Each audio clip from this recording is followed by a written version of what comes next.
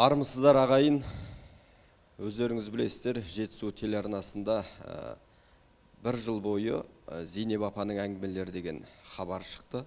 Қазіргі уақытқа дейін сол хабардың 34 саны эфирге шықты. Ол хабарда Зейнеп апамыз өзі жазған мына Күре тамыр деген кітаптың видео нұсқасын жасап шықты десек болады. Сол хабардың біз бүгін бір финалдық кезеңіне келдік. Кітапты да түгел теленұсқасын жасап болдық десек болады.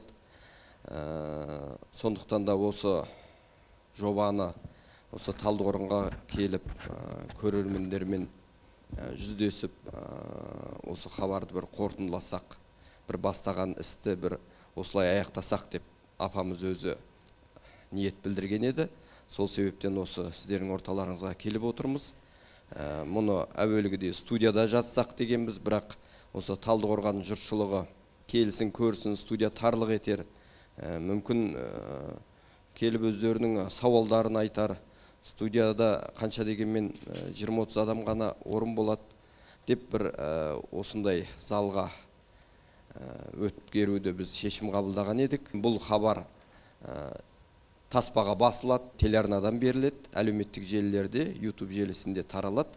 Сондықтан да біздің қазіргі айтқан әңгімеміз осында отырғандар ғана емес, жалпы бүкіл халыққа таралады деген сенімдеміз.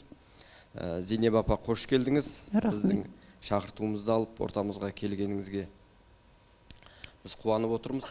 Әуелі сөзді осы жоба жайлы бастасақ. Зейнеп апаның әңгімелері деп сіз болып, біз болып, бір жақсы дүниені өткерген секілдіміз. Өзіңіздің көңіліңізден шықты ма болсы жоба? Жалпы мына бүткіл біздің Қазақстанның барлық арналары, орталық арналар болсын, облыстық арналар болсын, солардың ішінде басы аяғы бар бүтін жыл бойы жүрген бірден бір хабар, бірден бір жоба осы. Қазір мына рухани жаңғыру деп көп айтады ғой, Құдай самасын осы ауыздарын керіп атады, рухани жаңғыру деп. Қарап тұрсаң, беті жылтыраған екі әншіні шақырады да рухани жаңғыру дейді. Бес ағашты отырғызса да рухани жаңғыру дейді. Ал шындап келгенде жаңғырып жүрген жоқ, көбі қаңғырып жүр. Шындады. Ал енді рухани жаңғыру деген адамның санасының жаңғыруы. Мұна әсіресе ұлттық дүниелерге қарай, халықтың қадір қасиетін соны білуге қарай ұмтылу. Жаңғыру, бәрін қайтадан жаңғыртып алып келу. Мінекей соған қарағанда, мұна Жетісу арнасының бұл жобасы ешкімде жоқ, бірден бір өте тиянақты, мазмұнды жоба болды деп ойлаймын мен. Ол, иә, сондықтан осының бас аяғын бір жола енді кішкене тиянақтайық. Әр нәрсенің басы бар, аяғы бар дегендей. Деп әтейі келіп отырмын. Әйтпесе, мынау індеттің тырнағына ілініп, мен де ана ит үрмейтін, түтін шықпайтын ауылға кетіп қала жаздап әрін қалдым ғой әйтеуір. Аман есен болып, мына ел жұрттың, халықтың тілегі шығар. Ой, Зейнеп апа, аман болыңыз, Зейнеп апа, жүзге келіңіз деп тілек айтып жатады. Сол ел жұрттың тілегіне мүмкін Алла тағала маған сондай бір шарапатты жасаған шығар. Рухани жаңғыру дедіңіз ғой. Сол рухани жаңғыру кезінде біздің көп айтқан сөзіміздің бірі мына ұлттық код болды. Ұлттық код не деп іздедік де. Әркім әрқалай айтты. Біреу сөзден, біреу тарихтан іздеді. Сіздіңше ұлттық код не? Бұның ұлттық қадір қасиет. Біздің ата-бабамыздың сан ғасыр сарабынан өткізіп, неше түрлі бел-белестен, тәжірибеден өтіп келген ұлттық үлгі өнегелері. Біз мінекей содан айырылғандықтан да шөре-шөре болып жатырмыз. Шындап дегенде.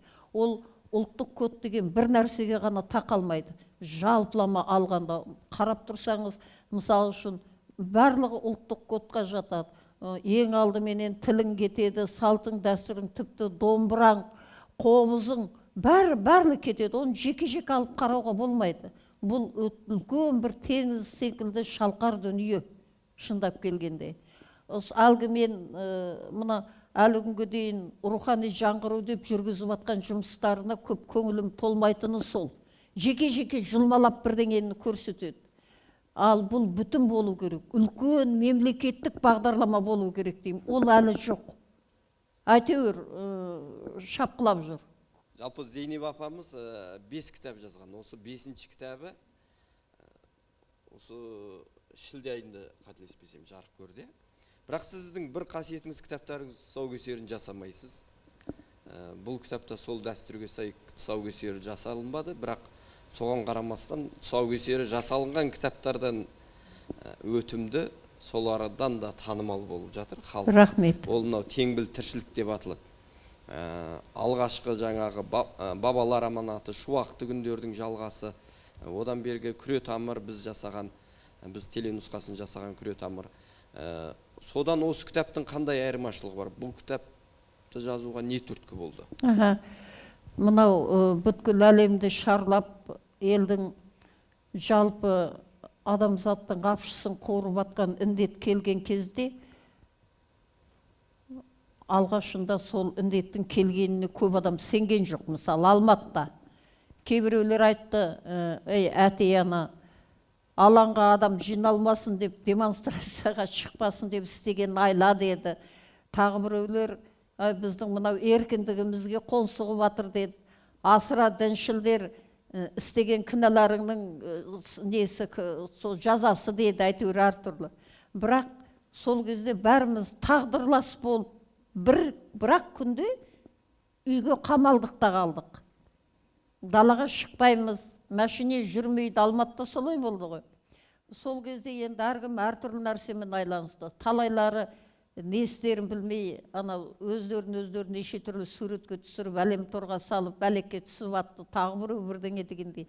Ал менің әдетімде жоқ, ол зерігіп отыратын әдет жоқ менде. Мен үнемі жыбырлап жүретін адам бірдеңе істеп. Содан мына күре тамырдың 2-ші кітабын бастап қойғам.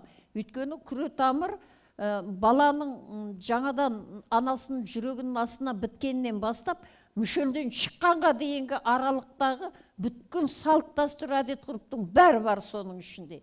Осы шілдеханадан бастап, мысалы, бесікке салар не, соның бәрім енді ары қарай тойлар кетуі керек еді.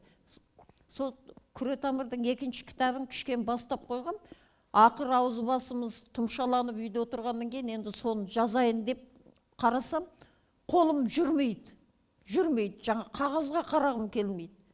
Содан бірдеңемен айланысу керек қой. Осы көптен бері тоқымай кетіп едім деп, жіптерімді қарай бастадым. Сөйтсем, үлпілдеген біраз жіп бар екен, жуан жіп бар екен. Содан үлпілдеген түгі бар жіптерден мына иыққа жамылатын 3 бұрышты орамалдарды тоқыдым. Қыздарға, келіндерге сыйлайтын. Қалың жіптен ыстық табақтың астына қоятығын мынандай төсеншілерді. Енді жіп таусылды, дүкенге баруға болмайды. Содан кейін бірнеше қорапта бопырап жатқан суреттер. Мына Совет өкіметінің кезінде енді сурет деген бір әтуерлі болды ғой. Арнайы салондарға барып түсетін біз. Қазір қадірі жоқ сияқты, өйткені көп. Бірнеше қорап сурет жатыр. Сон отырып, соны реттедім. Қарап отырып ойладым, апырай, мынау сурет дегенде өзінше бір керемет ғажап дүние. Өтіп кеткен өміріңді сөйлеп береді, есіңе түсіреді. Суреттер сөйлейді деп, суреттің тарихымен қосып бір кітап істеуге болады екен дедім.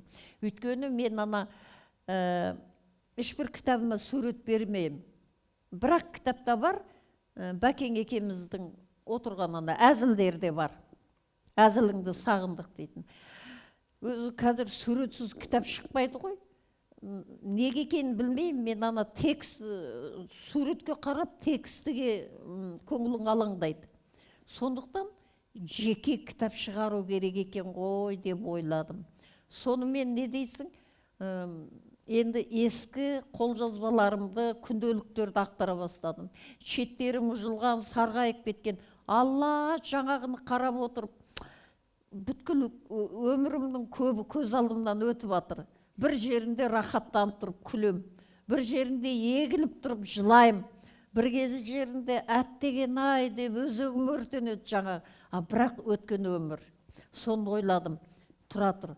Мына басталған кітапты қоя тұрайын. Өйткені ол енді салт дәстүр, халықтың ортақ қазынасы. Мен жазбасам, оны басқа біреу жазады. Ал мынаны менен басқа ешкім жаза алмайды. Мынаның ішінде талай өнегелі нәрселер бар екен. Ешкім біле бермейтін атаға байланысты дүниелер бар екен. Момышұлы шаңырағына байланысты шежіресіндей. Мен осын жазайын деп. Асылы мен ешқашан өзімді жазушымын деп айтқан адам емеспін. Мен кәсіби жазушы емеспін. Кәсіби жазушылар ана жапырақтан желек жасайды. Тамшыдан теңіз жасайды. Суреттейді, неше түрлі қиялдарынан. Менде ондай жоқ. Бір ауыз қиялдан қосылған нәрсе жоқ. Қалай жазылған күнделікті, қалай ой келген, солай беремін. Сондықтан мен айтам, мен кәсіби жазушы емеспін, мен баяндаушымын деймін. Баяндаушымын деймін. Шынында да солай. Сөйтіп жаңағыны алдымда ол естелік бола ма, эссе бола ма, қалай болады, форум, соған қарамадым. Қалай келеді, солай алып кете бердім. Ішінде талай қызық нәрселер де бар екен, керемет бір өнегелі нәрселер бар екен. Осы кезге дейін адамдар білмейтін фактілер. Мысалы, ата қайтыс болған кездегі жағдайды ешкім біле бермейді. Оны мен ғана білем, өйткені жазған жоқпыз оны дегендей. Сол сияқты содан отырдым да жаза бердім. Мына карантинді пайдаландым да, бірақ барлығын кереметтей рахаттанып отырып істедім десем, ол өтірік болар еді. Неге десең, Құдайдың құтты күні сырттан келіп атқан анау қорқынышты хабарлар. Қалаға да, ауылға да жайылып атқан індет. Талай адам сол індеттің тырнағына ілініп кетіп жатыр. Небір күні кеше араласып, ойнап күліп жүрген адамдардың жаназасына бара алмай, бір ауыз көңіл айта алмай, сол кіріптарлық қатты қинады. Кетті ғой әнеке, қаншама араласып жүрген адамдар сол кезде. Өйткені баруға болмайды, үйден шыға алмадық, отырдық. Осының өзі қинап жіберді. Дегенменен мені сол карантин кезіндегі ауырлықтан осы кітап, мына ескі күнделік қолжазбалар құтқарды. Сөйтіп кітап бітіп қолға шықты дейді. Сізбен сұхбаттасқанда атаның атын атамай кетуі мүмкін емес.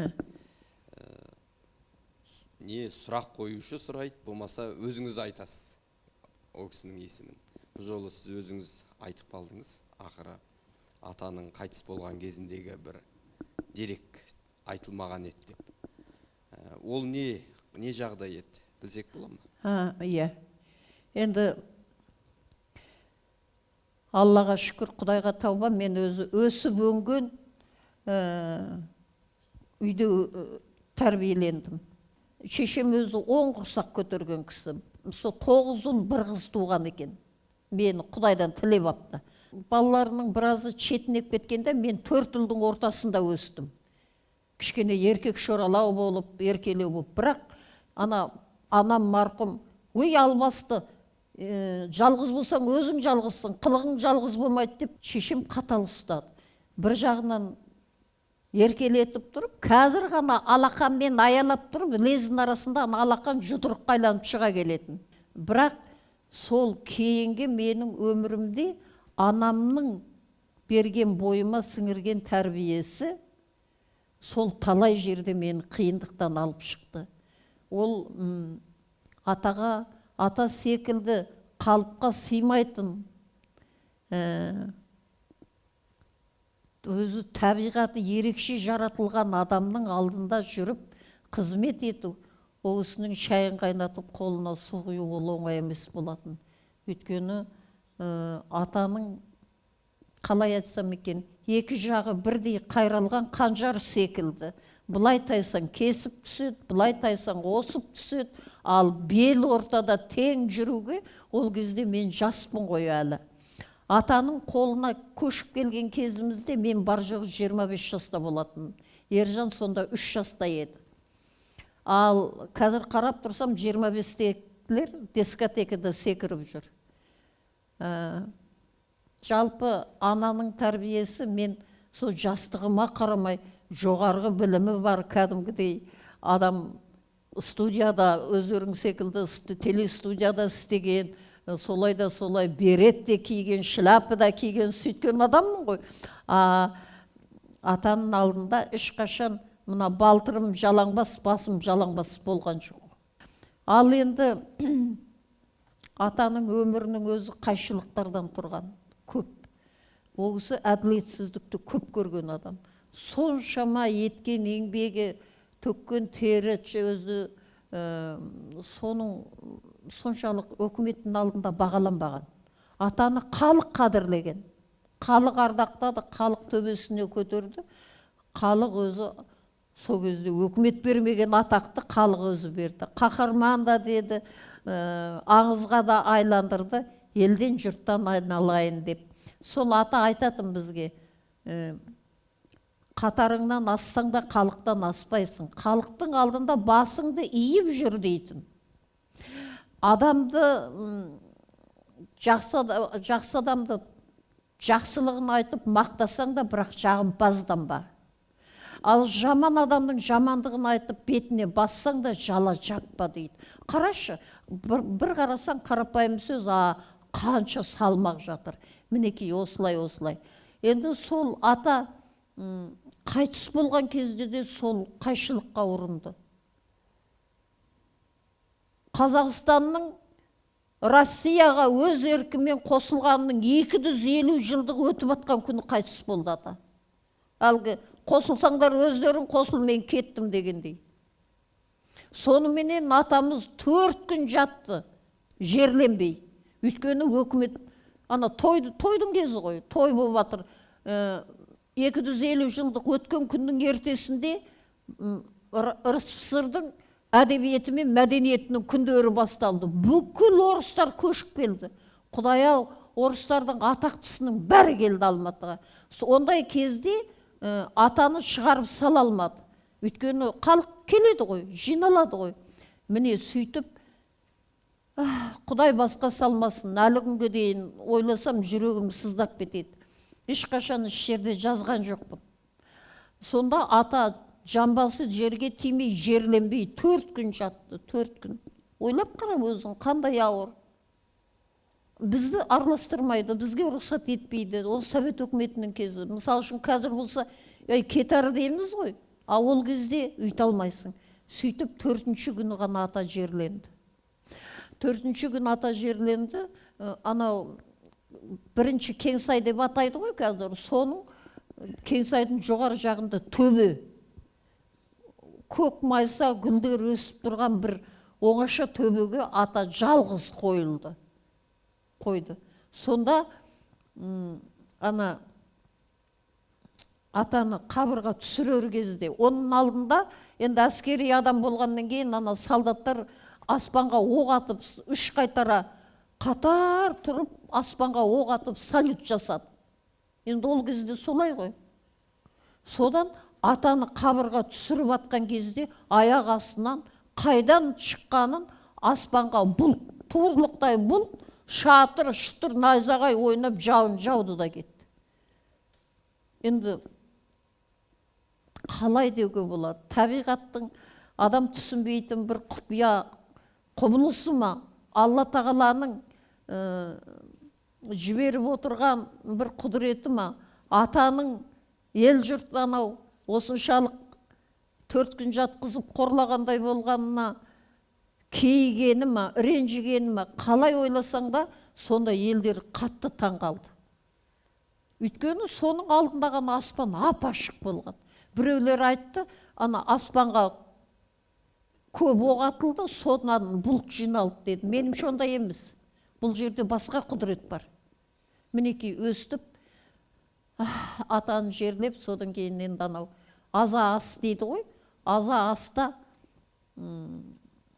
марқұм Асқар Тоқпанов деген бір кезде қазақтың атақты режиссері, талай артистердің бағын ашқан мынау Асаналы секілді солардың ұстаздары болған кісі ғой. Сол кісі сөйледі. Ва, жұртым деп бүйтіп, дауысы керемет еді ғой. Сон біз Баукеңді тірі кезінде бағаламады. Мінекей қайтыс болғанда да ұятты болып жатырмыз.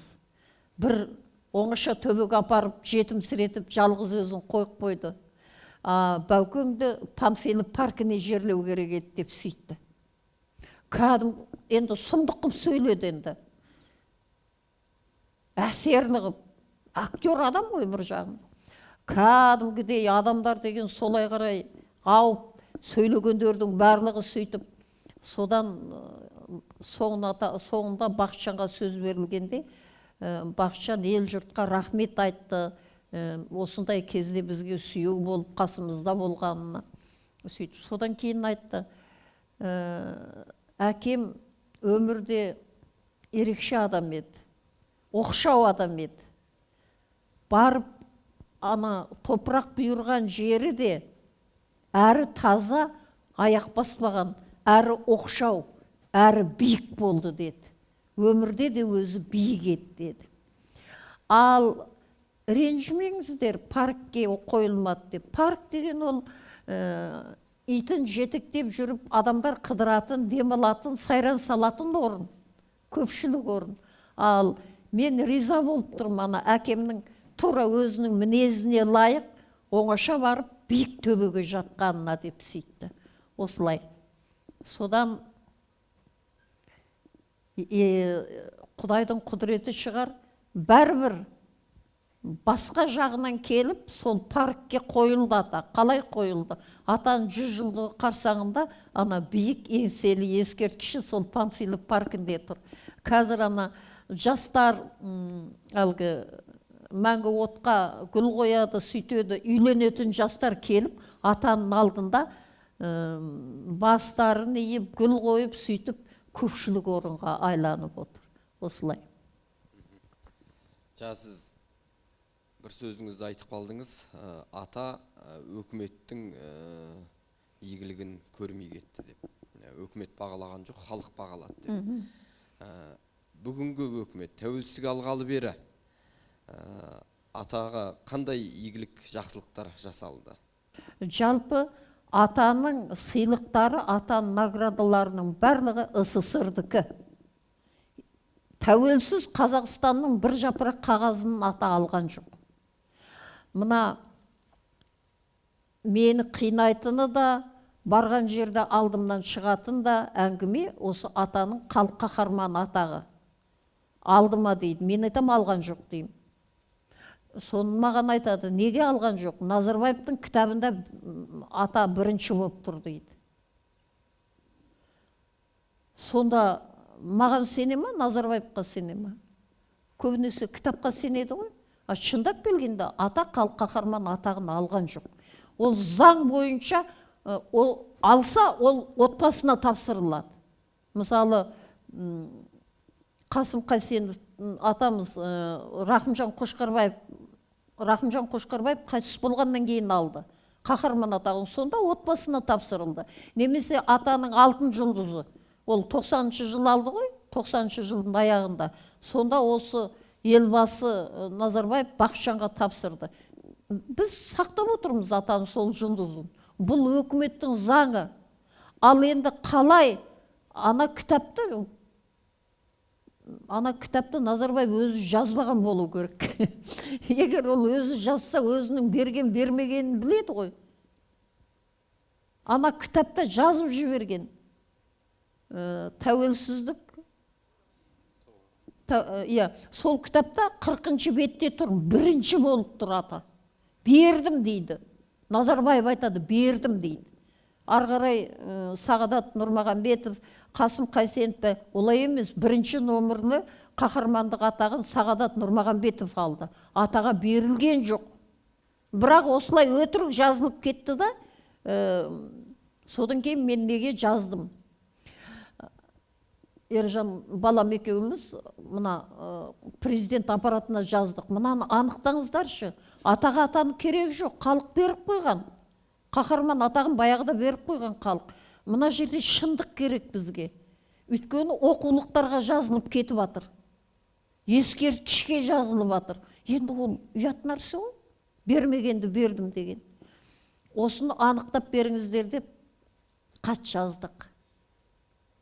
Содан көпке бармай президент аппаратынан жауап келді.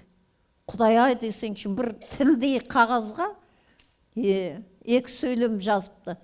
Битеді. Сіздің арызыңызды дейді. Ойбай, біз арыз жазғамыз жоқ қой. Сіздің арызыңызды мәдениет және спорт министрлігіне жібердік дейді. Астапыралла дедім. Ол спорт пен мәдениет министрлігінің атаның қаһарман атағына қандай қатысы бар? Өйткені ол тек қана президенттің, елбасының құзырындағы нәрсе. Ол басқа ешбір министрлік оны шеше алмайды. Сонда қалай болды? Оны жоғары жақ емес, төмен жақтағылары жібере салған ғой. Жарайды дедік, жарайды, көрейік, ал министрлік не жауап берер екен? Осы қазіргі министр Ақтоты Райымқұлова. Ол кезде зам болатын. Сол хат жаңа жазыпты. Жарты бет президенттің кітабын мақтайды. Оның керегі не маған? Көзіміз қарақты ғой, өзімізде оқып аламыз. Сөйтеді, содан кейін келіп, ол кісіге халық атынан да, өкімет атынан да жақсы наградалар берілген депті. Атасының басы ондай ешқандай награда болған жоқ. Содан кейін айтады, бұл дейді, ресми емес атақ дейді. Сондай да сөз бола ма? Содан кейін мен жас алашқа үлкен мақала жаздым. Шындық қайда? Президент бердім дейді. Министерің ресми емес атақ дейді. Біз көргеніміз жоқ. Сонда шындық қайда деп. Құдайдың құдіреті жауап берген бір жер болмады. Президент әкімшілігі де үндемей қалды. Әншейінде әлгі артистердің ең аяғы дамбалына дейін жазатұғын журналистер де тым-тырыс. Енді сонда бір көтеріп кетуге болады ғой. Бұл қалай екен? Ата жерде жатқан адам емес қой. Алты алаштың ардақтысы болған иісі қазаққа ортақ адам ғой. Олай болатын болса, тым болмаса журналистер көтеріп әкетуі керек еді ғой. Тым-тырыс, міне содан бері тым-тырыс. Кейбіреулер ойлайды, атақтың керегі жоқ, атанікі бұлай жетеді. Маған шындық керек. Неге кітапқа өтірік жазды? Соған жауап бермеймін. Мынау қате кетіпті деп, әйтпесе құрсын құтыла салайық деп беріп. Бірақ тым-тырысыны. Қасым Жомарт келгелі бері де қозғалды, бірақ қайтадан жауап тастады. Тым-тырыс. Өйткені өтірік шығып қалатын болып тұр ғой. Міне осындай атаның өзі кеткеннен кейін де талай қайшылықтары болып жатыр. Сон ақыр енді сөз кезегі келіп тұр ғой, айтайын. Ата қайтыс болғаннан кейін 2 жылдан кейін Алматыда атаға көшенің атын берді. Содан көшенің аты берілетін болды деп нетті. Қаланың шетінде ар жағы колхоз, қияр, помидор егіп тастаған жер. Бір батпақ көше, мына жақта құрылыс жүріп жатыр. Бір 5-6 үй, 200 метр ғана көшенің ұзындығы. Сол көшеге атаның атын берді. Сол аудандық әлгі партия комитетінен біреу келді, мына жағынан біреу келді, болды. Ол ана 5-6 үйдің адамдары мына өздеріне көше беріп жатыр ма, бермей жатыр ма, шаруалары жоқ, кішкене жауын жауып тұр. Балконға шығып битіп қарап қояды. Ешқандай сән салтанат ештеңе жоқ. Ана жер, мына жағын колхоздың қияр, помидор егетұғын жері, мына жағын батпақ, бар жоқ 200 метрге атаның атын бердік та, келдік. Есіктен кірдім, аңырап тұрып жыладым.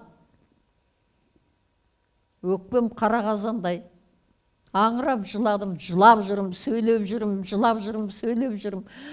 Алматының ортасының барлығы жеті ата жетісінен қалғандай қазақтың кім екенін білмейтін орыстардың аты деймін құжынаған. Ең болмаса орталықтан сондай біреусінің атын өзгертіп атаның атына бермеді деп өкіріп жүрім ғой, жылап жаңа. Не бір жазушылар одағынан адам барған жоқ. Ой, құдай, бір әйел бір еркек келді жаңа. Сонымен ағаша салды.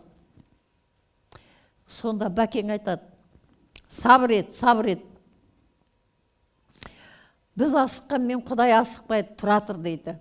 Менің әкемім алдында сайрап жатқан жол ешқашан болған емес дейді. Ол ылғи да соқтықпалы соқпақты сондай қайшылықпен етеді. Есесінен соңы жарқырап кетеді дейді. Мен риза болып тұрмын дейді. Мен одан риза болып жылайым жаңағы. Неменеңе жетісіп риза боласың деп. Сөйсем айтады, тұра тұр дейді. Көресің, кейін уақыт өте келе, мынау Алматыдағы ең ірі көшелердің біреусі болады. Сол көшеде тұратын адамдар біз Момышұлы көшесінде тұрамыз деп мақтанатын болады деп сөйтеді.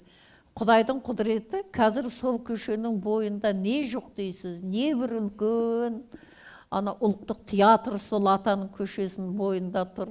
2000 адам сиятын анау әлгі мұз айдынын нететін Алматынан фабрикасы атақты, мешіт, қанша нәрсе қазір Алматыдағы ең ұзын, ең үлкен даңғылдың біреусіне айланып отыр. Құдай қайырым берсін дейді ғой. Иә. Қайыры берген екен. Қазір Алматыдағы шынымен ең ұзын, бұлай қарай шықсаңыз, ана Борылдайға қарай шығып кетесіз. Момышұлы көшесімен. Жаңағы әлгінде айтқан мәселе бойынша да халық қаһарманы осындай соңы қайырлы болсын дейміз. Қадірлі ағайын, біз жобамыздың бірінші кезеңін осы жерден аяқтап, екінші кезеңіне өтсек,